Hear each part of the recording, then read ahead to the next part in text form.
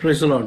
प्रभु के नाम की स्तुति हो। हम लोग जो हैं पिछले हफ्ता जिस तरह गॉस्पल के इंट्रोडक्शन को हम लोग ने देखा, उसका कंटिन्यूशन आज हम लोग करेंगे। मैंने जिस तरह आप लोगों को 4 गॉस्पल किस तरह डिस्टिंक्टिवली और यूनिकली अलग है और उसे हमें एक एक करके सीखना है, पढ़ना है, उसकी ज़रूरत मैंने आप लोगों को बताया। और उसके साथ साथ ये 4 गॉस्पल्स हमारे हाथ में क्यों है। चार सुसमाचार नहीं, हमें एक ही सुसमाचार है, लेकिन उसके 4 पहलू हैं, उसके 4 डायमेंशंस हैं कर हम लोग ने देखा। 4 भेदों में जो है बताया गया है, लेकिन कहानी तो एक ही है कर हम लोग ने देखा। आज हम लोग जो है उस विषय में आगे बढ़ेंगे और हम लोग समझने के लिए और कोशिश करेंगे। मैंने एक बात आप लोग को बताया, आप लोग को याद होगा कि जीसस ने ये कौन सा भी सुसमाचार नहीं लिखा है। Jesus did not write any gospel, यीशु ने नहीं लिखा। फिर किसने लिखा है? यीशु के खुद के चेले और वो चेलों के चेलों ने।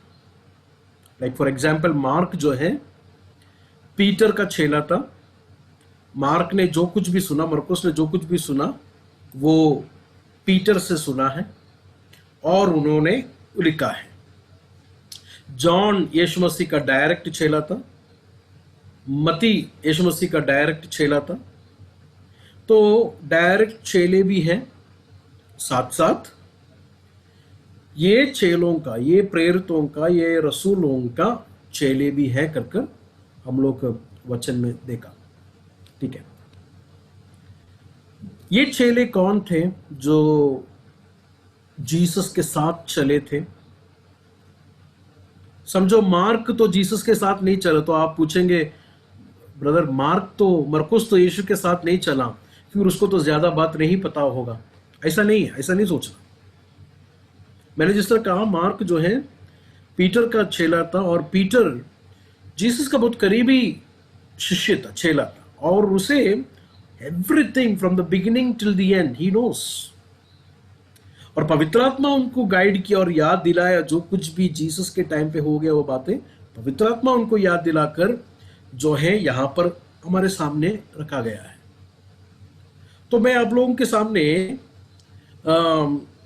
पहला यूहन्ना का खत, 1 जॉन चैप्टर 1, पहला यूहन्ना का खत, पहला अध्याय, उसका 1 से लेके 4 तक का वचन को मैं पढ़ता हूं। आप लोग के बाइबल को खोलकर उसे पढ़ के देखिए। पहला यूहन्ना उसका पहला अध्याय, 1 जॉन चैप्टर 1, 1 से लेके 4, चैप्टर 1 वर्सेस 1 till 4। देखिए वहां पर क्या लिखा है। उस जीवन के वचन के विषय में जो आदि से था, जिससे हमने सुना। यूहन्ना कहता है कि जिसने हमने सुना और जिसे अपनी आंखों से देखा, वरन जिससे हमने ध्यान से देखा और हाथों से छुआ। तो यहां पर कोई सपना देखने का बात नहीं कर रहा है यूहन्ना, बल्कि कह रहा है कि हमने जीसस को अपनी आंखों से देखा, हमने कानों से उसके वचन को सुना, और वो केवल नहीं, हम लोग ने ध्यान से देखा। आपने देखा वहां पर, हमने ध्यान से देखा। मतलब जब जीसस ने क्लेम किया कि मैं मसीहा हूं, हम लोग ने ध्यान से पुराने नियम को, वचनों को सब उठाकर देखा। क्या यही मसीहा है जो वचन कहता है? हम लोग ने ध्यान से देखा। ओके, हम लोग ने ध्यान से देखा। और क्या लिखा है? हमारे हाथों से छुआ, वी टच्ड हिम। तो ये कोई एक कल्पना या कोई सपना कुछ नहीं है, बल्कि Jesus was a historical person. यीशु मसीह एक ऐतिहासिक व्यक्ति था जो 2000 साल पहले इस धरती में आया हुआ व्यक्ति था। क्योंकि यहां पर कोई कह रहा है कि मैंने देखा, मैंने सुना, मैंने छुआ, मैंने ध्यान से, तो ये बात अब अच्छी तरह समझना चाहिए गॉस्पल लिखने वाले ये अपोस्टल्स लोग, ये प्रेरित लोग जो हैं, दे हैव सीन जीसस, यीशु को देखा हुआ लोग हैं, यीशु को सुना हुआ लोग हैं, यीशु को छुआ हुआ लोग हैं। तो यहां पर कोई एक कॉन्स्पिरेसी थियरी या कोई कहानी या कोई सपना नहीं है यहां पर लिख रहा, या कोई फेरी टेल नहीं यहां पर लिख रहा है बच्चों की कहानी के जैसा, बल्कि this is something true that is happened, कुछ हो गया है। और यूहन्ना कहता है कि हमने देखा है। क्या देखा? हमने यीशु का जीवन को देखा। देखे दूसरा वचन, देखे पहला यूहन्ना 1:2, यह जीवन प्रकट हुआ और हमने उसे देखा और उसकी गवाही देते हैं और तुम्हें उस अनंत जीवन का समाचार देते हैं कि जो पिता के साथ था और हम पर प्रकट हुआ। तीसरा वचन, जो कुछ हमने देखा और सुना ये उसका समाचार तुम्हें भी देते हैं, इसलिए कि तुम भी हमारे साथ सहभागी हो और हमारी ये सहभागिता पिता के साथ और उसके पुत्र यीशु मसीह के साथ है। और ये बातें हम इसलिए लिखते हैं कि तुम्हारा आनंद पूरा हो जाए। देखिए, तो यूहन्ना कहता है कि हमने उसको देखा, हमने उसको सुना, हमने उसको छुआ, हमने ध्यान से देखा, वो जीवन का वचन प्रकट हुआ। तो we have seen the life of Jesus, हमने यीशु का जीवन को देखा। अभी दूसरा वचन को निकाले, प्रेरितों के काम, एक्ट्स ऑफ अपोस्टल्स, अमाल 26वां अध्याय 26 चैप्टर में जरा आएंगे।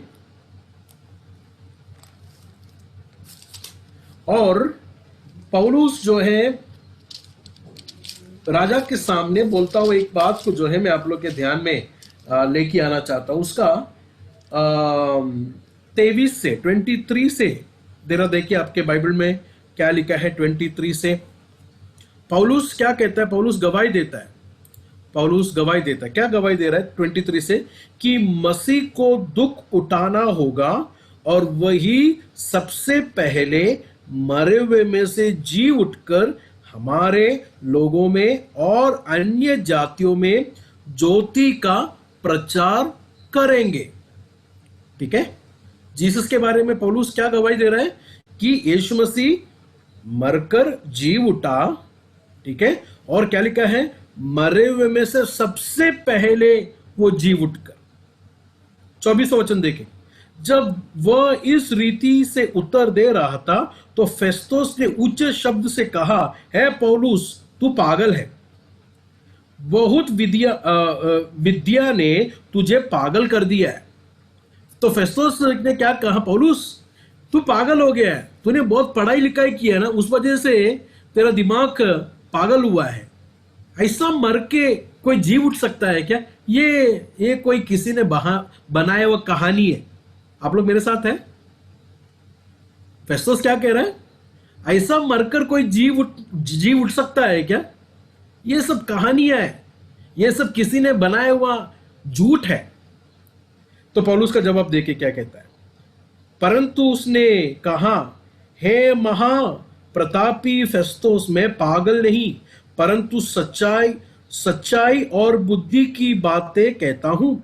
राजा भी जिसके सामने मैं निडर होकर बोल रहा हूं ये बात जानता है और मुझे विश्वास है कि इन बातों में से कोई उससे छुपी नहीं, क्योंकि अभी ये बातें गौर से सुने, क्योंकि वह घटना तो खोने में नहीं हुआ।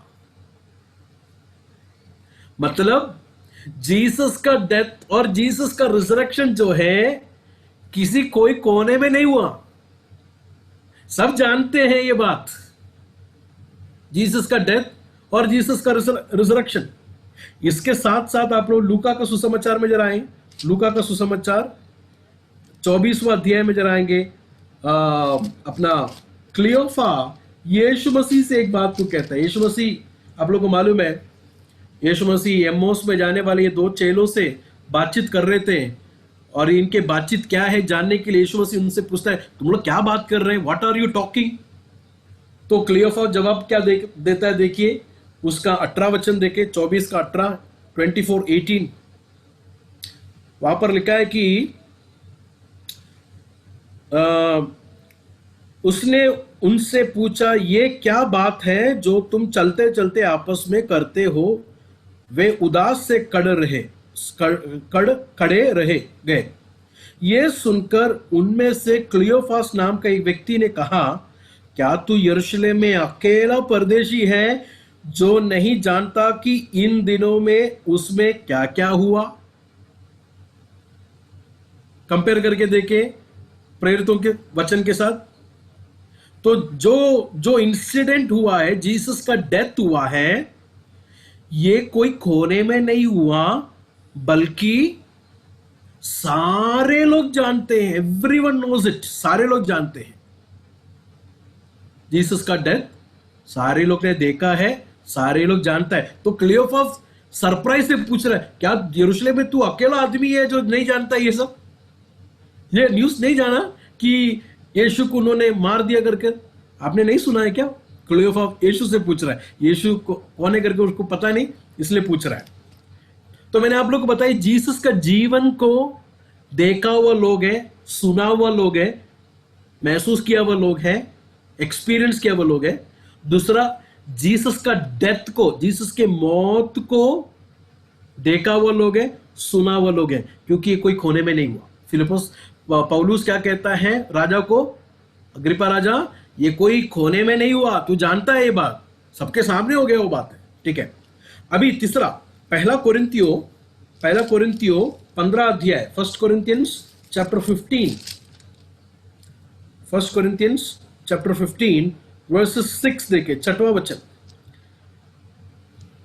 अब मैं 3 से पढ़ता हूं तो आप लोगों को थोड़ा और अच्छे से समझ में आएगा। पहला कोरिन्थियो 15 का 3 से, फर्स्ट कोरिन्थियंस चैप्टर 15 वर्सेस 3 से लेके।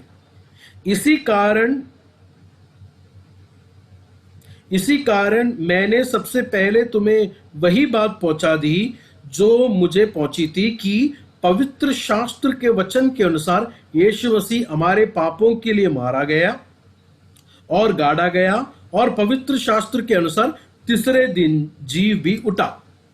और कैफा को तब बाहरा को दिखाई दिया।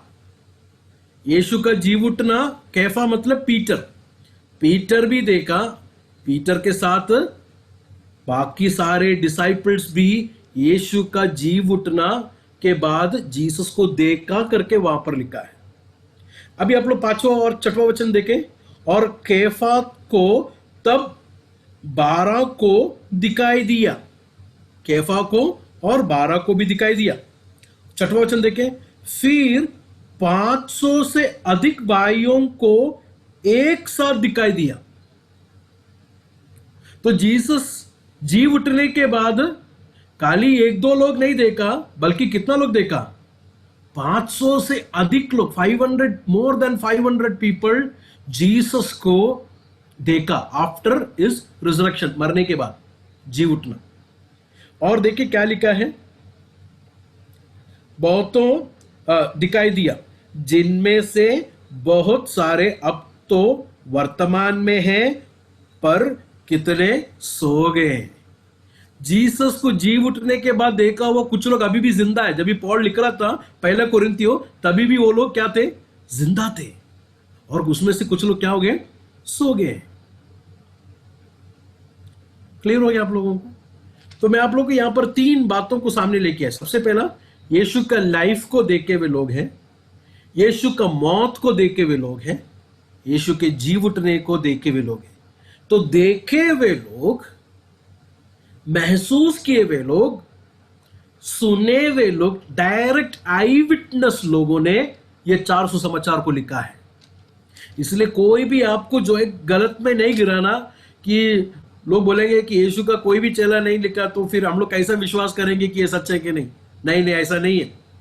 मैथ्यू यीशु मसीह का चेला था, यूहन्ना यीशु मसीह का चेला था। ये दोनों जीसस का लाइफ को, जीसस का डेथ को, जीसस का रिजरेक्शन, जी उठने के बाद के लाइफ को दोनों ने देखा है।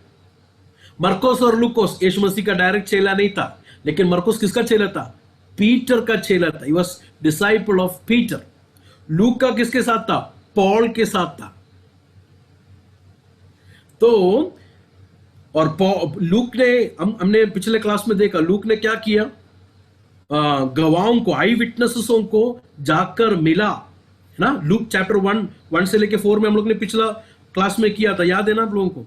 लूक कहता है कि मैंने गवाहों के हाथों से लेकर पूरा सिस्टमैटिकली आपके सामने पेश किया है। तो लूक ने भी डायरेक्ट गवाहों को जाकर मिला। हमने देखा कि मरियम को मिला होगा शायद, क्योंकि मरियम ने गब्रियल को मिला, वो बातें लूक लिख रहा है, तो मतलब डायरेक्ट गवाह को जाकर लूक ने मिला। तो हमारे सामने जो एक फाउंडेशन, क्लियर फाउंडेशन है, ये फाउंडेशन हम लोग अच्छी तरह आज डालते, हम लोग को ये बातें समझ के जाना है। This is not something that happened in a corner, एक कोने में हो गया वो बात नहीं है ये मेरे भाइयों और बहनों। ऐसे नहीं कि कोई नहीं जानते हैं, सारे लोग उधर के लोग जानते थे, उन्होंने देखा है, इवन जीव उठने के बाद भी देखा। और जीव उठने के बाद यीशु मसीह, लोग ऐसा नहीं समझना कि जीव उठने के बाद यीशु मसीह कोई रूह में था या कोई स्पिरिट में था। नो नो नो नो, उसका सबूत भी देता हूं, फिर मैं आगे जाता हूं। प्रेरितों के काम, एक्ट्स चैप्टर 1 में आएंगे प्रेरितों के काम। अमाल पहला अध्याय, उसका 3 वचन से देखें, 3 से देखें। अमाल एक्ट्स चैप्टर 1 वर्सेस 3। और यीशु के दुख उठाने के बाद बहुत से पक्के प्रमाणों से, सबूतों से अपने आप को उन्हें जीवित दिखाया और 40 दिन तक प्रेरितों को दिखाई देता रहा और परमेश्वर के राज्य की बातें करता रहा और चेलों से मिलकर उन्होंने आज्ञा दी। तो यहां पर कोई एक रूह नहीं है, बल्कि क्या है, बल्कि वो लोग व्यक्ति को देख रहे, they are seeing a person. यीशु मसीह उनसे बात कर रहा है। और चेलों से मिलकर उन्हें आज्ञा दी, यरूशलेम को ना छोड़ो, परंतु पिता के उस प्रतिज्ञा के पूरे होने की प्रतिज्ञा करते रहो जिसकी चर्चा तुम मुझसे सुन चुके हो। 6वां वचन, अंत उन्होंने इकट्ठा होकर उससे पूछा, हे प्रभु, क्या तू इस समय इस्राएल का राज्य पुनः स्थापित करेगा? देखिए 6वां वचन में, तो वहां पर कन्वर्सेशन देख रहे हैं, यीशु मसीह बात कर रहा है। और जी उठने के बाद हम लोग को सबको मालूम है, थॉमस ने क्या कहा, जब तक मैं उसके हथेली पर नहीं छूऊंगा और उसके साइड को मैं नहीं छूऊंगा, मैं विश्वास नहीं करूंगा। यीशु मसीह ने क्या कहा, देख, ghost does not have flash and blood, रूह को शरीर या लहू नहीं है, तू छू के देख। छू के देखने के बाद थॉमस ने क्या बोला, माई लॉर्ड माई गॉड, है कि नहीं। प्रेरितों के यूहन्ना का सुसमाचार, जॉन चैप्टर 20, यूहन्ना 20 में हम लोग आएंगे तो 20वां अध्याय, उसका 27वां वचन से देखे, 27, जॉन 20:27 ऑनवर्ड्स। तब उसने तोमा से कहा, अपनी उंगली यहां लाकर मेरे हाथ को देख और अपने हाथ लाकर मेरे पंजार पर डाल और अविश्वासी नहीं परंतु विश्वासी हो। यह सुन तोमा ने उत्तर दिया, है मेरे प्रभु, है मेरे परमेश्वर। तो जीसस को उसने छुआ, टच जीसस। तो Jesus was not a Phantom और स्पिरिट, मतलब बॉडी के बिना वाला एक स्पिरिट नहीं था, बल्कि यीशु मसीह क्या था, he was in the body, glorified body, महिमा वाला, जलाल वाला शरीर में था, कर हम लोग देखते हैं। तो ये फाउंडेशन आपके अंदर आना चाहिए, ये बात का कि हमारे हाथ में जो 4 सुसमाचार हैं वो लोग डायरेक्ट आई विटनेसेस है। लूका और मरकोस शायद आई विटनेसेस नहीं होगा, लेकिन उन लोग आई विटनेसेस के साथ थे। समझ में आ रहा है आप लोगों को? तो ये बातें अच्छी तरह से समझ के जाना। जस्टिन मार्टियर्स करके एक प्रभु के दास है, जो चर्च फादर है, उनका कहना है कि ये 4 गॉस्पल जो है प्रेरितों के संस्मरण है। मेमोयर्स ऑफ अपोस्टल, रसूलों के यादी, उर्दू में बोलते हैं रसूलों के यादी, मेमोयर्स ऑफ अपोस्टल्स। यही मैंने कहा कि प्रेरितों ने यीशु को देखा, सुना, एक्सपीरियंस किया, उनका लेखक है हमारे सामने। और ये चारों सुसमाचार में तीन बात तो कॉमन है। सबसे पहला, यीशु मसीह का सच्चाई को, facts, talks about the facts about Jesus Christ. यीशु मसीह की सच्चाई को चारों सुसमाचार बताता है। दूसरा, यीशु मसीह का टीचिंग को, यीशु मसीह ने क्या सिखाया, वो चारों सुसमाचार बताता है। और तीसरा, यीशु मसीह का गवाह, यीशु मसीह का गवाही देता है, विटनेस ऑफ जीसस क्राइस्ट। यीशु की साक्षी या यीशु की गवाही को चारों सुसमाचार देता है। ठीक है, कैसे हैं आप लोग? समझ में आ रहा है आप लोगों को? ठीक है, ओके, तो हम लोग आगे जाएंगे। ये चारों सुसमाचार को जब भी हम लोग पढ़ेंगे या डिस्टिंक्टिवली जब भी हम लोग उसको देखेंगे, कुछ बातों को और हम लोग को अच्छी तरह समझने की जरूरत है। यीशु मसीह जब भी मिनिस्ट्री कर रहा था, वो ग्रीक में नहीं बात कर रहे थे, बल्कि किस में बात कर रहे थे? अरामिक लैंग्वेज में बात कर रहे थे। और बाइबल में यीशु मसीह ने बोला हुआ अरामिक लैंग्वेज का सारा बात तो नहीं लिखा है, लेकिन कुछ कुछ वर्ड्स हम लोग देख सकते हैं, लेकिन जैसे कि तलिता कुम, लिटिल गर्ल गेट अप, वो इसका मतलब। फिर एफादा मतलब बी ओपन, खुल जाओ, एफादा। फिर अब्बा, अब्बा करके जो वर्ड है, अरामिक वर्ड। फिर राका, इंग्लिश बाइबल में किस लोग के पास अगर केजेवी ट्रांसलेशन है, उसमें राका करके वर्ड मैथ्यू 5:22 में देख सकते हैं, राका। फिर यूहन्ना 20:16 में रबोनी, यूहन्ना 20:16 में मरियम मगदलिनी यीशु को देखकर कहता है कि रबोनी। यीशु मसीह मत्ती 27:46, मैथ्यू 27:46 में एली एली लमा शबक्तानी, my God why have you forsaken me, it's a Aramaic word. फिर मरकोस 11:9 में हम लोग देखते हैं होसन्ना, होसन्ना। फिर हम लोग लेटर्स में आएंगे तो और एक अरामिक वर्ड देखते हैं, 1 कुरिन्थियों 16:22 में, 1 कुरिन्थियों 16:12, मारानाथा। मारानाथा क्या है? मारानाथा का मतलब लॉर्ड कम, प्रभु आओ, यह है इसका मतलब मारानाथा। 1 कुरिन्थियों 16:22, 1 कुरिन्थियों 16:22। तो ऐसा कुछ कुछ वर्ड्स केवल ही गॉस्पल में हम लोग को अरामिक में देख सकते हैं। जीसस ने अरामिक लैंग्वेज में बात किया था, तो अरामिक लैंग्वेज को ट्रांसलेट करके ग्रीक में हमारे पास आया हुआ है। और हमको मालूम है ट्रांसलेशन जब भी करते हैं तो ट्रांसलेशन में एग्जैक्टली वो वर्ड हम लोग ट्रांसलेट कभी कभी नहीं कर पाते। There is a no perfect translation नहीं होता है हमारे हाथ में। ये बातें भी आप लोग अच्छी तरह समझना चाहिए।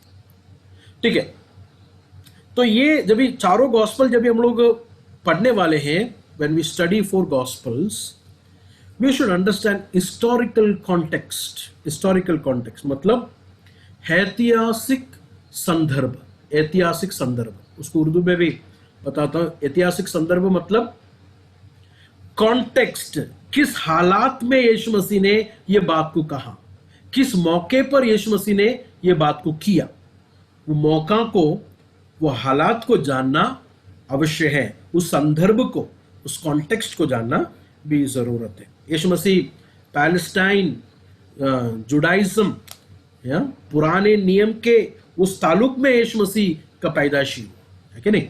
यीशु मसीह जैसे ही पैदा हुआ, मंदिर में लेके गए थे ना यीशु को सर्कमसिशन करने के लिए, है कि नहीं? तो यीशु मसीह का जन्म ओल्ड टेस्टमेंट एरा में हुआ कर और वो जुडाइज्म यहूदियों के उस कॉन्टेक्स्ट में हो गया कर और पैलेस्टाइन के कॉन्टेक्स्ट में हो गया कर ये जानना जरूरी है। जब भी आप लोग सुसमाचार को पढ़ेंगे तो आप लोग देखते हैं कि ये सामरी और यहूदियों के बीच में क्या लड़ाई है, मुझे नहीं समझ में आ रहा है। आप लोग देखते हैं यूहन्ना 4 अध्याय में लिखा है कि यहूदी और सामरी के बीच में क्या नहीं होता था, संबंध नहीं होते थे, रिलेशन नहीं होता था, तो हम लोग को कैसे समझ में आएगा? हम लोग तो वो कॉन्टेक्स्ट में वो बातों को हम लोग नहीं जानते हैं। तो उसके लिए बाहर से थोड़ा पढ़ाई कर कर हमें पता करना पड़ेगा कि क्या था इनके बीच में लड़ाई, जो या क्या था इनके बीच में जो इनको अलग करता था। यीशु मसीह ने क्यों बोला कि अच्छा सामरी, गुड सामरिटन? किसको कह रहा है? यहूदियों को। और यहूदी को किसने हेल्प किया? सामरी ने हेल्प किया, है कि नहीं? क्वेश्चन क्या था वो आदमी का? एक यहूदी आदमी यीशु के पास आकर पूछता है कि कौन है मेरा पड़ोसी? Who is my neighbour? यीशु कहा कि तेरा दुश्मन है तेरा नेबर, तू जिसे पसंद नहीं करता है ना, सामरी, वो है तेरा नेबर। तो जब भी गॉस्पल को जब भी हम लोग पढ़ेंगे तो हम लोग को देखना है कि क्या है यहूदी और सामरी के बीच में क्या है। और सदुकी लोग कौन है? सदुकी लोग, सदुकी के बारे में लिखा है कि वो लोग जो है रिजरेक्शन विश्वास नहीं करते। रिजरेक्शन मतलब पुनरुत्थान विश्वास नहीं करते, मरने के बाद जीव उठेगा नहीं विश्वास करते सदुकी लोग। यीशु उनसे कम बात करता है। जब हम लोग गॉस्पेल पढ़ेंगे तो देखता है कि यीशु मसीह सबसे ज्यादा फरीसियों से बात करता है। कुछ कुछ जगह पर यीशु मसीह बहुत गुस्सा होता है फरीसियों से। क्यों होता है गुस्सा? वाई? क्या फरीसी सब लोग ऐसी है क्या? तो ये सब हम लोग को अगर जानना है तो वो जमाने में क्या होता था कर कर जानने की भी जरूरत है। तब चलकर जो है हमें कहानी का पूरा समझ हमें आएगा। समझ में आ रहा है आप लोगों को? सदुकी कौन है, फैरिसी कौन है, यीशु मसीह फैरिसी को डांटता क्यों था, यीशु मसीह फैरिसी पर गुस्सा क्यों होता था, क्या था उसका पीछे का रीजन, जानने की जरूरत है। वो खाली जानने की जरूरत नहीं, बल्कि ये भी जानने की जरूरत है कि मरकोस ने जब भी अपना सुसमाचार को लिखा, वो क्यों लिखा, उसका कारण क्या था उधर प्रॉब्लम कि मरकोस को ये लिखना पड़ा। जब यूहन्ना ने सुसमाचार को लिखा तो यूहन्ना ने क्यों लिखा? What was the purpose? क्यों लिखा? क्या था वहां पर उसके ऑडियंस, उसके इर्द गिर्द के लोगों का प्रॉब्लम क्या था जो उसको लगा कि मुझे लिखना पड़ेगा यीशु की कहानी के बारे में?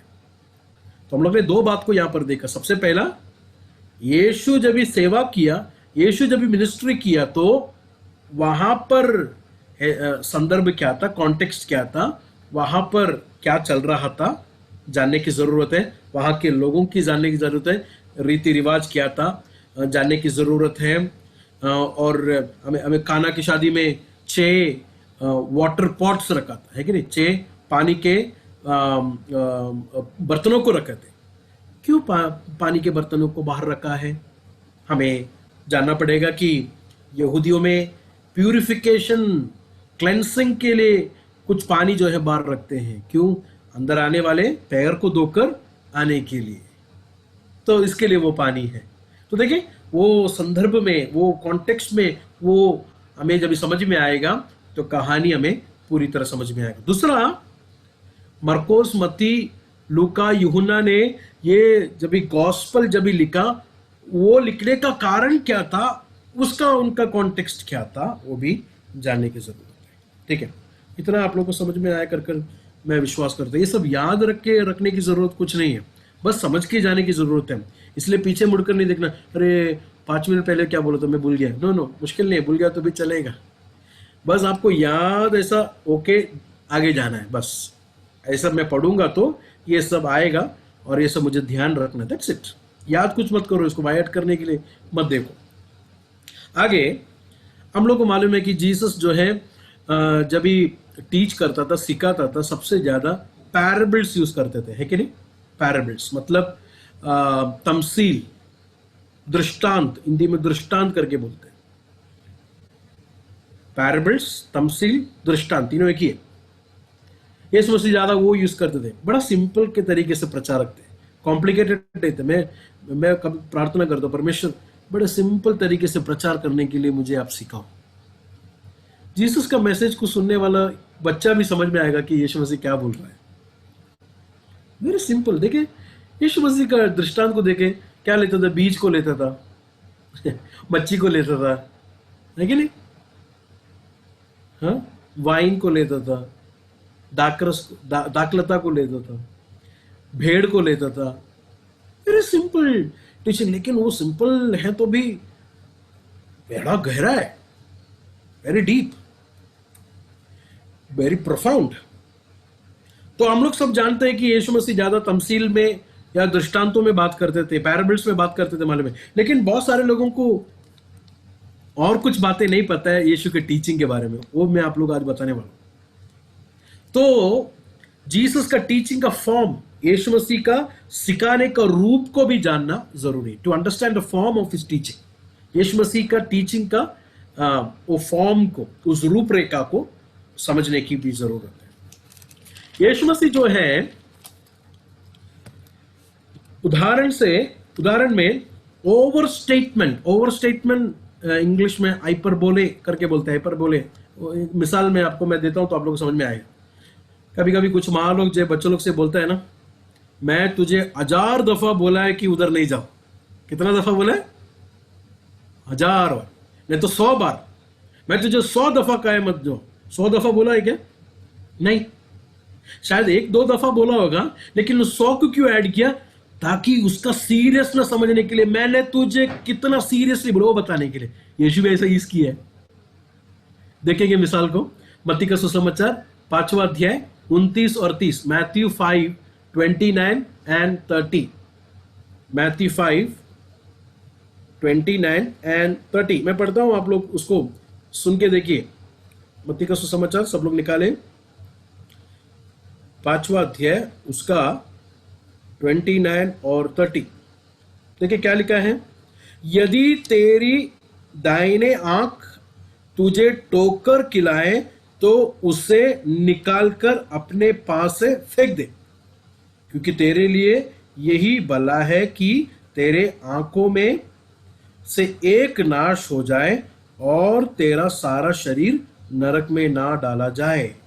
और यदि तेरे दाहिने हाथ तुझे टोकर खिलाए तो उसको काट कर अपने पास से फेंक दे, क्योंकि तेरे लिए यही भला है कि तेरे अंगों में से एक नाश हो जाए और तेरे सारा शरीर नरक में ना डाला जाए। तेरा अंगों में से एक काट के फेंक दे, हाथ को काट के फेंक दे।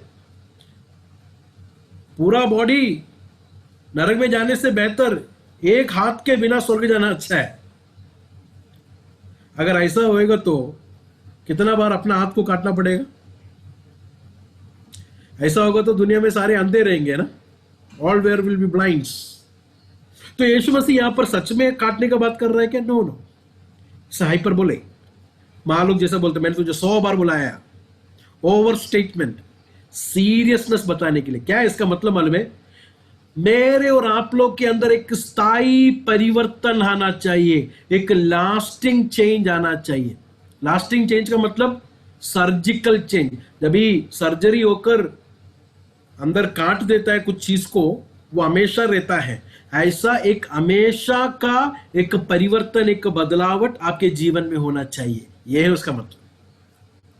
किस विषय में? पाप के विषय में। अगर आपका हाथ कहता है कि ऐसा गुनाह करो, ऐसा जियो जैसा कि वो हाथी नहीं है, इसी पाप के विषय। ओवर स्टेटमेंट, क्योंकि ओवर स्टेटमेंट जो है इफेक्टिव होता है, बहुत इफेक्टिव रहता है टीचिंग में। दूसरा जो है, यीशु मसीह कहावत बोलते थे, कहावत, प्रोवर्ब्स, कहावत। मत्ती का सुसमाचार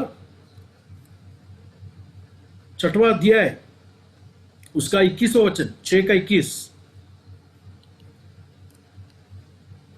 मत्ती 6 का 21 देखिए वहां पर क्या लिखा है।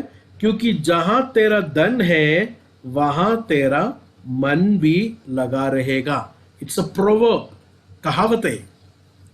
यीशु मसीह कहावत को इस्तेमाल करते थे। मरकुस 3 का 24 भी आप बाद में पढ़ लेना। मार्क 3:24, मरकुस 3 का 24, मार्क 3:24। दूसरा, यीशु मसीह शायरी भी इस्तेमाल करते थे, पोइट्री, कविता। हिंदी में कविता बोलते हैं, उर्दू में शायरी करके बोलते हैं, इंग्लिश में पोइट्री। यीशु मसीह पोइट्री भी इस्तेमाल करते थे। मत्ती का सुसमाचार 7वां अध्याय 6 से लेके 8 तक। मत्ती का सुसमाचार 7वां अध्याय 6 से लेके 8 तक का वचन। Matthew chapter 7 versus 6 till 8। लूका का सुसमाचार 6वां अध्याय उसका 27 और 28। Luke chapter 6 versus 27 28। शायरी को, कविताओं को यीशु मसीह इस्तेमाल करते थे। और दूसरा एक बात जो मुझे पसंद है, यीशु मसीह जो अपने टीचिंग में इस्तेमाल करता है, मेटाफर्स। मेटाफर्स मतलब, वो मैं बताता हूं हिंदी उर्दू में। मेटाफर्स मतलब, फॉर एग्जाम्पल, यीशु ने कहा कि मैं दरवाजा हूं, आई एम द डोर, मैं दरवाजा हूं। क्या है उसका मतलब? यीशु दरवाजा है क्या? दरवाजा किसके लिए इस्तेमाल करते हैं? लोगों को आने जाने के लिए। दूसरा दरवाजा क्या है? सेफ्टी के लिए। तो यीशु मसीह कहता है कि मैं जब दरवाजा हूं, मतलब मेरे से भीतर आने वाले को उद्धार है। They are secure, they are security, उन्हें नजात है, उन्हें सैल्वेशन है। यीशु मसीह फिर कहता है कि यूहन्ना 15:1 में, मैं दाखलता हूं, I am the true wine, मैं अंगूर का दरख्त हूं। क्या यीशु मसीह अंगूर का दरख्त है क्या? क्या है उसका मतलब? यीशु का कहने का मतलब, पुराना अंगूर का दरख्त, पुराना वाइन कौन था? इस्राएल था। लेकिन अभी न्यू इस्राएल मैं हूं नया इस्राएल, मैं हूं नया इस्राएल। और मुझ में जो डाली है वो क्या लेके आएगा? परमेश्वर की मर्जी को पूरा करेगा। इस्राएल को परमेश्वर की मर्जी को करने के लिए बुलाया था, लेकिन वो लोग जंगली फल को दिया। लेकिन मैं हूं सच्चा न्यू इस्राएल, मेरे में जो आएगा वो परमेश्वर की मर्जी को पूरा करेगा। देखिए, इफेक्टिव है, इफेक्टिव है मेटाफर्स को इस्तेमाल करना। यीशु मसीह ऐसा मेटाफर्स को इस्तेमाल करते थे। यीशु मसीह सवालों को पूछते थे, क्वेश्चंस। यीशु मसीह का टीचिंग वाज ब्यूटीफुल। प्रचार के बीच में क्वेश्चंस पूछते थे। मत्ती का सुसमाचार 27 का 25, मैथ्यू 17 का 25, माफ करना 17 का 25, मैथ्यू 17:25, मैथ्यू 17:25।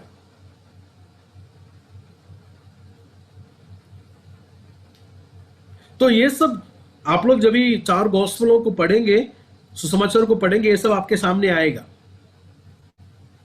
अपने पड़ोसी से प्यार करो, ये लिटरल लेना है। हमको अपने पड़ोसी से प्यार करना है।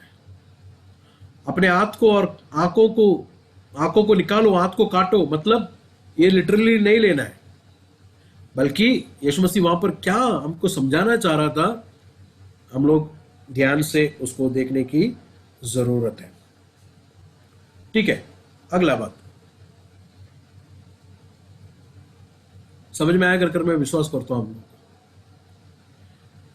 अगला बात जो है, ये चारों सुसमाचार में जो यीशु मसीह का टीचिंग है, यीशु मसीह का जो सिखाना है, उसका संदर्भ, उसका कॉन्टेक्स्ट जो है, वो किसके लिए लिखा था, वो क्यों लिखा था, कभी कभी मिलना थोड़ा मुश्किल है।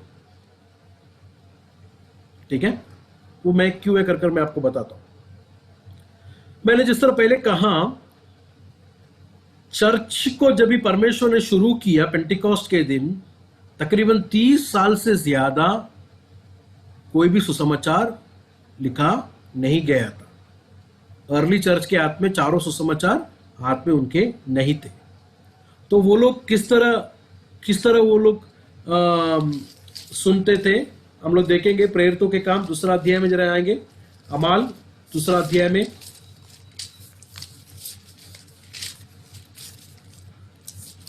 अमाल 2 अध्याय उसका 42, एक्ट्स 2:42। देखिए वहां पर क्या लिखा है। 3000 लोग बपतिस्मा लिया। बपतिस्मा लेने के बाद 42 में लिखा है कि और वे प्रेरितों से शिक्षा पाने, प्रेरितों से, रसूलों की तालीम को उन लोग ने क्या किया, पाया। तो अर्ली चर्च का ऑथेंटिक स्पीकर कौन है? कोई भी बाहर से आके प्रचार नहीं कर सकता है। यीशु मसीह का चेले, यीशु मसीह के बात को सुना हुआ लोग, वो लोग थे ऑथेंटिक स्पीकर्स, वो लोग हैं सच्चे प्रचारक। तो अर्ली चर्च क्या करते थे?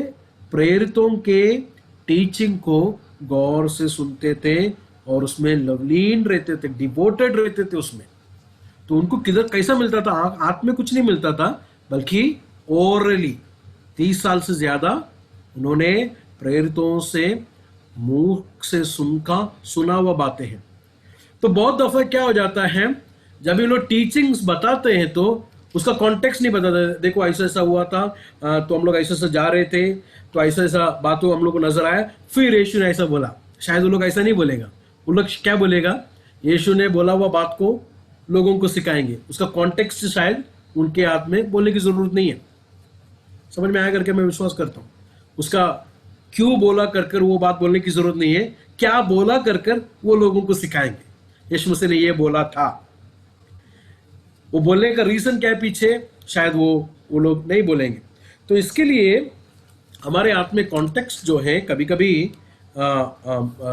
मुश्किल हो जाता है मिलने के लिए, क्योंकि ये जो यीशु मसीह की बातें हैं, छोटी छोटी कहानियां, यीशु मसीह ने बोला हुआ सेइंग्स, यीशु मसीह ने बोला हुआ छोटे छोटे वचनों को, सब जो है ये लोगों को सिखाते हैं।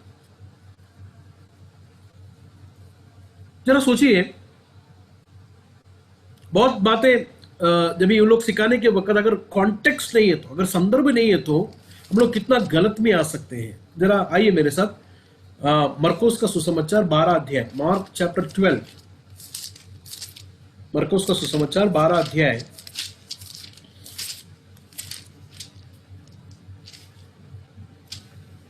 उसका 13 से लेके 17 तक। मरकुस का सुसमाचार 12 अध्याय, मार्क चैप्टर 12 वर्सेस 13 टिल 17। हम लोग क्या करेंगे, 17 वचन को जरा पढ़ेंगे। 17 वचन को देखें। 17 में क्या लिखा है? यीशु ने उनसे कहा, जो कैसर का है वो कैसर को, और जो परमेश्वर का है परमेश्वर को दो।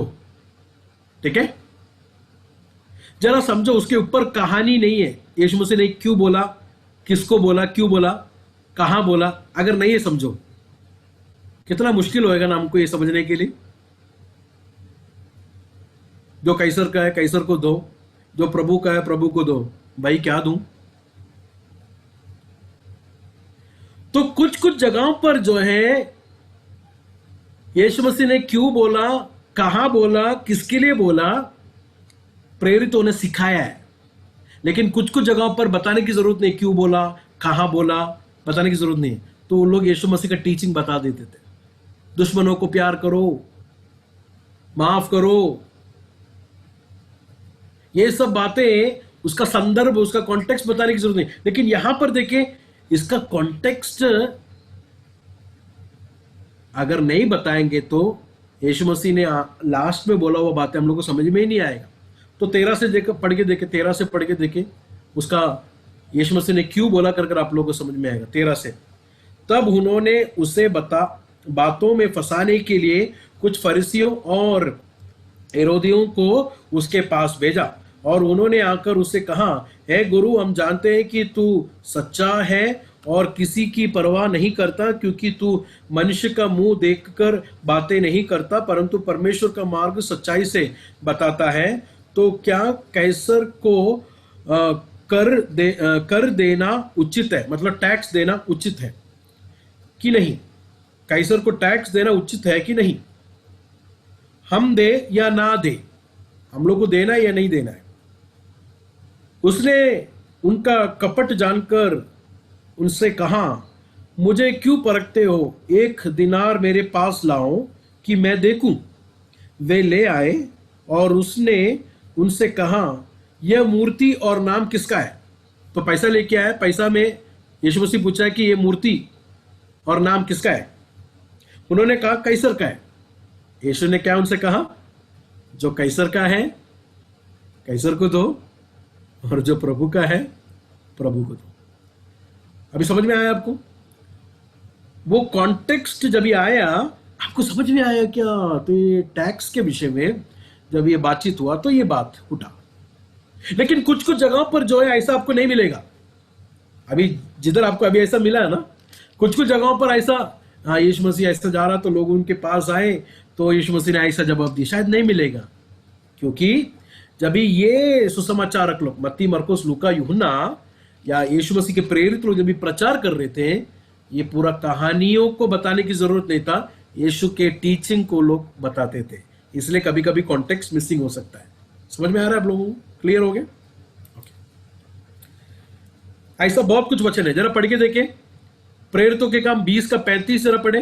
एक्ट्स 20:35, एक्ट्स 20:35, एक्ट्स प्रेरितों के काम 20वां अध्याय उसका 35वां वचन, एक्ट्स 20:35।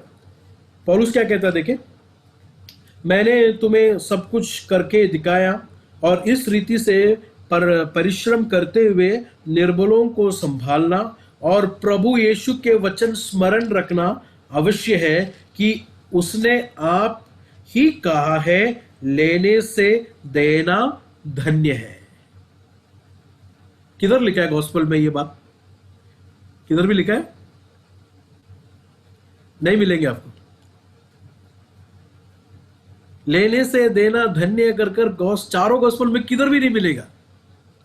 तो ऐसा बहुत कुछ बातें जो यीशु मसीह ने प्रेरितों के सामने बोला था, वो गॉस्पेल में शायद हमको नहीं मिलेगा, क्योंकि वो ओरली सिखाए वो बातें। समझ में आ रहा है ना आप लोगों को? Are you getting me? इधर पौलुस कह रहा है कि यीशु ने कहा था। यीशु ने कहा तो फिर गॉस्पेल में नहीं दिख रहा है। तो यीशु ने सिखाया हुआ जो जरूरत है हमें, हमारी उद्धार के लिए जो जरूरत है, वो सब चारों सुसमाचार ने डाल दिया है। हमने लास्ट क्लास में देखा था, जॉन कहता है कि बहुत कुछ बात लिखना है, I have to write many things, लेकिन वो सब लिखने जाऊंगा तो दुनिया का पूरा बुक्स जरूरत है, स्क्रोल्स, पूरा दुनिया का स्क्रोल्स लेके आएगा तो ही यीशु ने बोला हुआ किया वो बात को मैं लिख सकता हूं। लेकिन हमें जीवन मिलने के लिए ये सब लिखा है, मतलब जीवन मिलने के लिए जो कुछ भी सुसमाचार में लिखा है वो काफी है हमारे लिए। Praise the Lord. तो प्रभु का वचन हमारे लिए सफिशिएंट है, प्रभु का वचन हमारे लिए काफी है। लेकिन मैं आप लोग को ये सब क्यों दिखा रहा हूं? ओरली जब भी प्रेरितों ने लोगों को सिखाया, बहुत कुछ बातें यीशु ने उन्होंने जो डायरेक्टली सुना है उन्होंने चेलों को बताया है, लेकिन वो सुसमाचार में शायद हमको नहीं मिल पाएंगे। इसलिए ये बात भी आपके मन में रख लेना, ठीक है। और एक बात वो भी बोलकर जो है आज के हम लोग क्लास को यहाँ पर हम लोग समाप्त करेंगे। जब भी आप लोग सुसमाचार का कोई भी एक पैसेज कोई भी एक वचन को जब भी आप लेते हैं हाथ में, उसको ऐसे ही पढ़ते नहीं जाना। थिंक ऑरिजोंटली थिंक ऑरिजोंटली का मतलब, मिसाल के तौर से यीशु मसीह ने 5 रोटी और 2 मछली से कितना लोगों को खिलाया? 5000 लोगों को खिलाया। आपने ये किधर पढ़ा? जॉन चैप्टर 6 में पढ़ा, समझो। यूहन्ना 6 में पढ़ा। आपको क्या करना है मालूम है? यही बातें मत्ती में किधर लिखा है ढूंढो, मरकोस में किधर लिखा है ढूंढो, लूका में किधर लिखा है ढूंढो, ठीक है। चारों को एक साथ लेके आकर एक एक कर अलग अलग करके पढ़ के देखो, ठीक है। समझ में आ रहा है आप लोगों को? गतसमना में यीशु मसीह का प्रार्थना, यीशु मसीह ने गतसमना में किया हुआ प्रार्थना मत्ती में लिखा है, मरकोस में लिखा है, लूका में लिखा है। तीनों को एक साथ लेके आओ, एक वर्ड फाइल में या पेपर में लिख के लेके एक साथ उसको ऐसा अलग अलग करके पढ़ के देखो। आपको एक एक सुसमाचार ब्यूटिफुली खूबसूरत तरीके से एक ही कहानी को बता रहा है करके हमको मालूम पड़ेगा। तीनों गलत नहीं बता रहे, तीनों एक ही बात को बता रहे, लेकिन तीनों की बताने की वो स्टाइल, बता हमको समझाने का वो तरीका, इट्स ब्यूटिफुल, वंडरफुल। हमारे बीच में आते हुए जेकब चरियन सर बोलता हुआ एग्जाम्पल है, आप लोगों को वो जल्दी समझ में आएगा। हर एक सुसमाचार को हम लोग डिस्टिंक्टिवली एक एक कर कर उसको समझना पढ़ने की जरूरत है, तब चलकर जो हम लोग अप्रिशिएट करेंगे, वाह मैथ्यू ने क्या लिखा है, तब हम लोग बोलेंगे मरकुस क्या लिखा है। हम लोग उसको एक एक करके पढ़ेंगे, तो सामने एक साथ लेके आना है, एक एक करके देखना है। तो जेकब चरियन सर बोलता हुआ एक दृष्टांत ऐसा है, राइस से बना हुआ, चावल से बना हुआ क्या क्या हम लोग खाते हैं। हम लोग बिरयानी खाते हैं कि नहीं, इडली खाते हैं, फिर और क्या खाते हैं, राइस से बना हुआ पुट्ट खाते हैं। हम लोग केरला में पुट्ट करके बोलते हैं, आप लोग को शायद नहीं पता होगा, वहाँ में आप लोग क्या क्या खाते हैं, आप लोग उस हिसाब से सोचें। बिरयानी, डोसा और पुट्ट, तीनों अलग अलग है। तो बिरयानी का टेस्ट अलग है, डोसा का टेस्ट अलग है, पुट्ट का टेस्ट अलग है, ठीक है। आप सोच रहे नहीं मैं इसको एक साथ करके खाऊंगा, बिरयानी के ऊपर डोसा भी डाला, डोसा के ऊपर पुट्ट भी डाल दिया, कैसा लगेगा? बिल्कुल अच्छा नहीं लगेगा। एक ही राइस है, राइस से ही बनाया हुआ है, लेकिन बिरयानी का फ्लेवर अलग है, बिरयानी अलग दिख रहा है, राइस से ही बनाया है। लेकिन डोसा जब भी खाने के टाइम राइस दाना नहीं दिखेगा, दाना दिखेगा डोसा में नहीं, लेकिन राइस से है, उसमें राइस से ही बनाया पुट्ट, उसमें भी राइस नहीं दिखेगा, लेकिन बिरयानी का फ्लेवर नहीं है, बिरयानी का टेस्ट नहीं है, या डोसा का टेस्ट नहीं है, डोसा का जैसा नहीं दिखता, पुट्ट अलग है। तो मत्ती हम लोग अलग पढ़ेंगे तो मत्ती का टेस्ट, मत्ती का कहना, मत्ती का इज डिफरेंट, ब्यूटिफुल। मरकोस डिफरेंट एंड ब्यूटिफुल, लूका डिफरेंट एंड ब्यूटिफुल। इसको एक साथ लेके आकर हम लोग खाएंगे तो हम लोग बोलेंगे कि सबको एक साथ कर देते, और सबको एक साथ, मुझे लगता है कि मत्ती ने बहुत मिस किया है, इसलिए मरकोस का भी डाल देंगे। लूका ने तो बहुत मिस किया, चलो मत्ती और मरकोस का भी डाल देंगे, बोलेंगे तो बिरयानी और डोसा और पुट्टे एक साथ खाने के बराबर है। टेस्ट बिल्कुल नहीं समझ में, कुछ अजीब सा टेस्ट लगेगा। लेकिन उसको अकेला अकेला खाकर, उसको पैरेलल लेके आकर देख कर देखो, बड़ा खूबसूरत है, ब्यूटिफुल ब्यूटिफुल। मैं कुछ आपको एग्जाम्पल देता हूं आप लोग को देखने के लिए, शायद कुछ लोगों को अभी कुछ बातें चौंकाने वाली होंगी, लेकिन प्रॉब्लम नहीं है, हम लोग इसको देखेंगे। यीशु मसीह ने चेलों को सिखाया हुआ प्रार्थना सब लोग जानते हैं ना, सब लोग जानते हैं यीशु मसीह ने सिखाया हुआ प्रार्थना। मत्ती का सुसमाचार 6वां अध्याय 7वां वचन, मत्ती का सुसमाचार 6वां अध्याय 7वां वचन से जब हम लोग पढ़ेंगे तो वहां पर लिखा है कि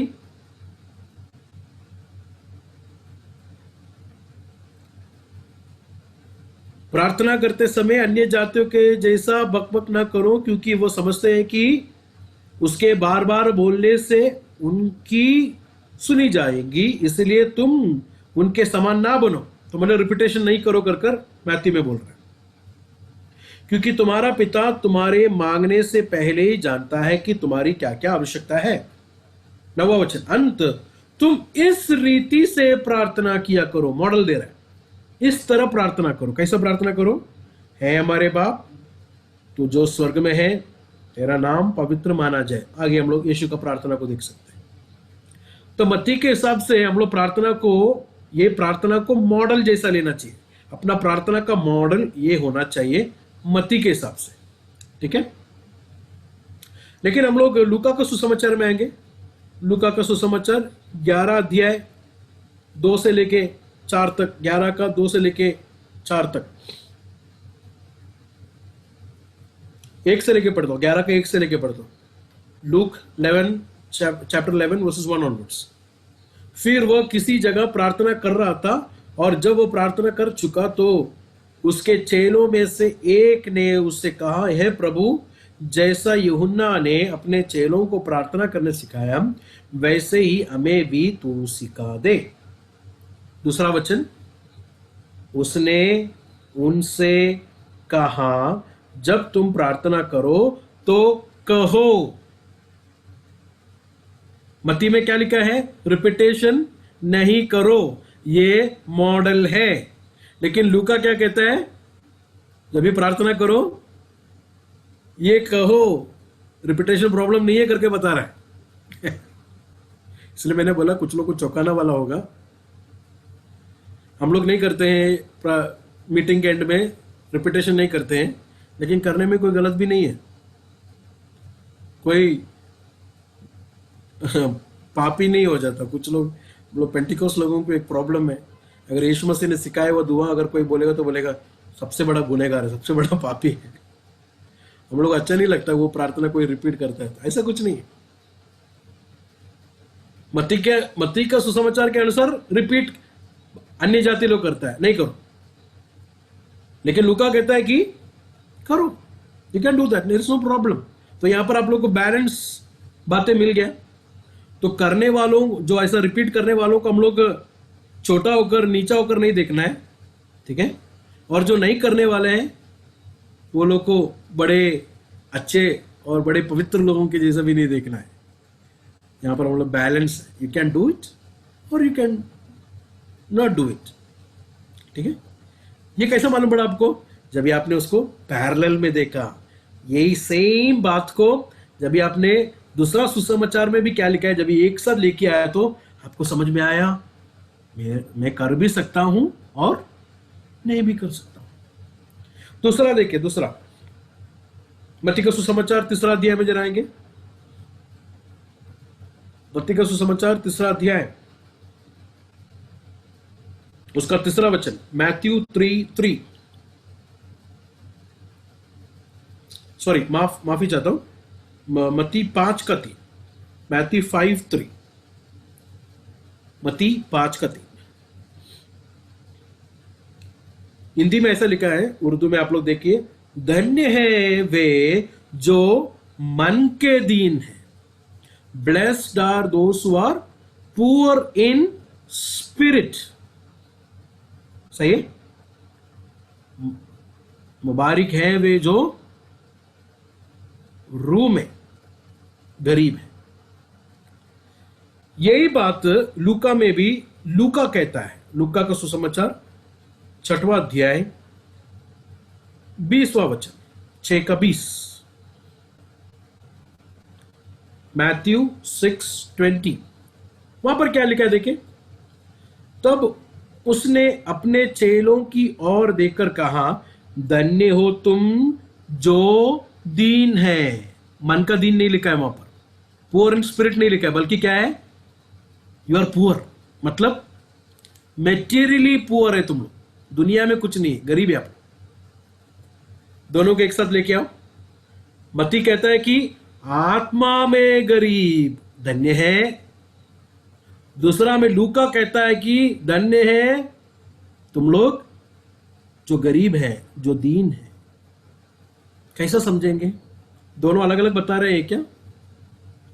एक बात को आप अच्छी तरह समझना, सच में ब्लेसिंग क्या है? सच में ब्लेसिंग क्या है?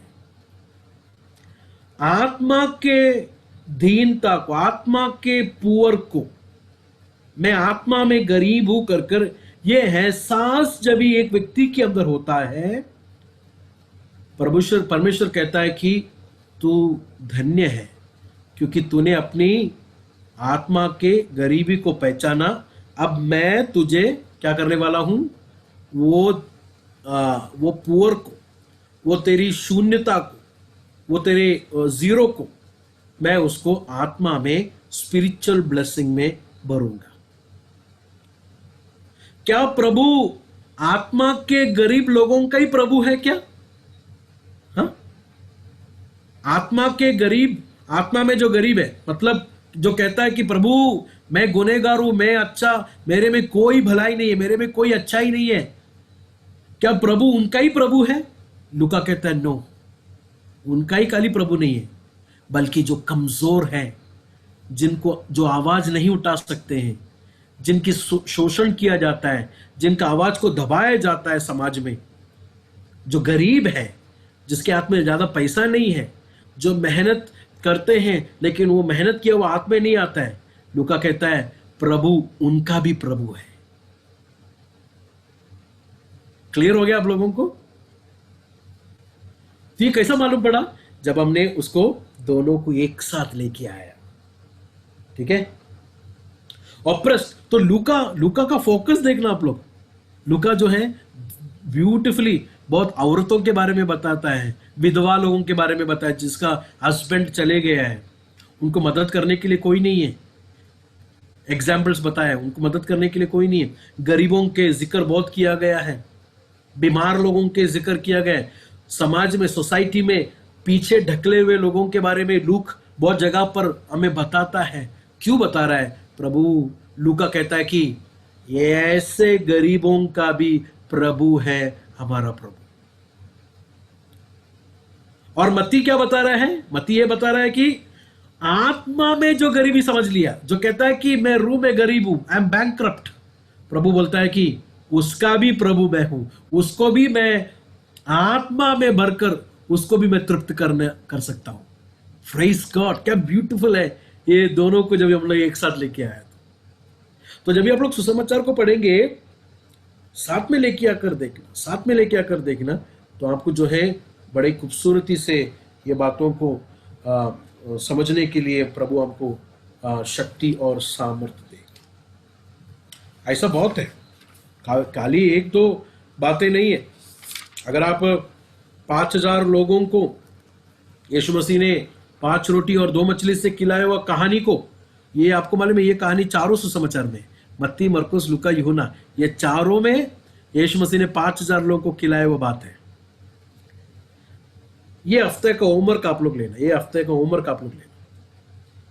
ओनली ये 4 जगह पर यीशु मसीह ने 5000 लोगों को खिलाया ना, वो काली 4 को आप लोग सामने लेके आके जरा पढ़कर उसको जरा स्टडी करने के लिए देखो। आपको बहुत खूबसूरती से उसके अंदर से बातें आप लोग को समझ में आएगी।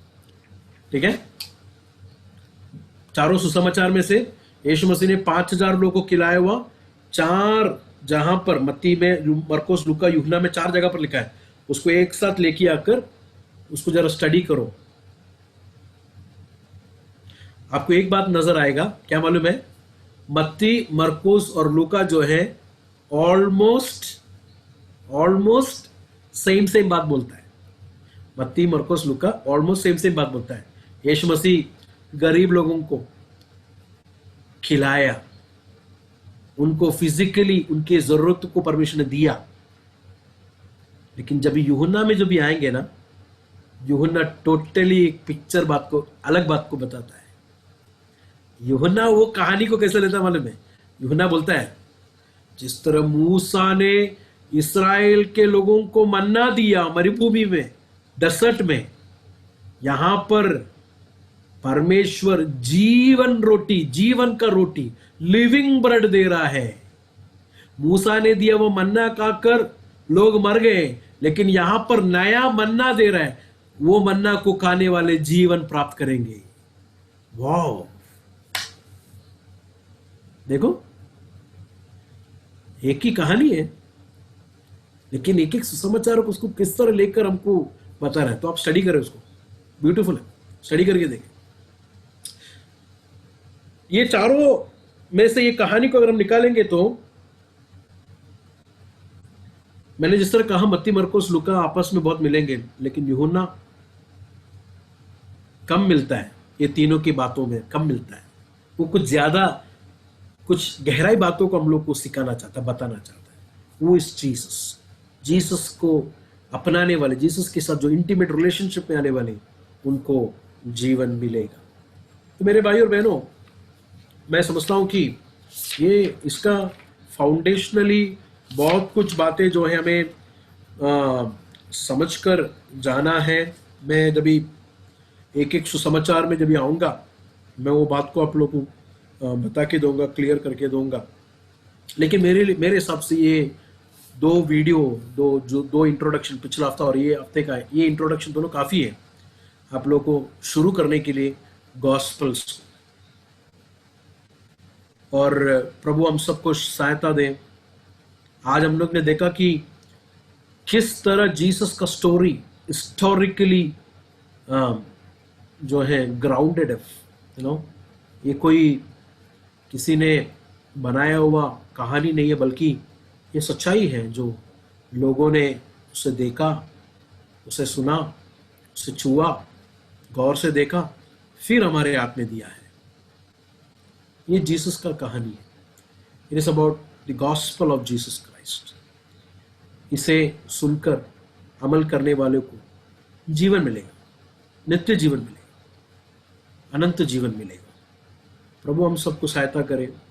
एक एक गॉस्पेल को डिस्टिंक्टिवली पढ़ने के लिए अपने आप को जरा निर्णय ले कि मैं एक साल में चारों गॉस्पेल को पूरा मैं पढ़ूंगा। 1 ईयर में चारों गॉस्पेल को मैं पढ़ूंगा। नहीं तो एक साल में कम से कम 2 गॉस्पेल को मैं ध्यान से पढ़ूंगा, उसको स्टडी करूंगा। प्रभु को प्यार करने वाले प्रभु के वचन को सीखेंगे। प्रभु को प्यार करने वाले प्रभु के वचन को सीखेंगे, और सीखने वाले प्रभु का प्यार, प्रभु को वो प्यार करते कर कैसे बताएंगे।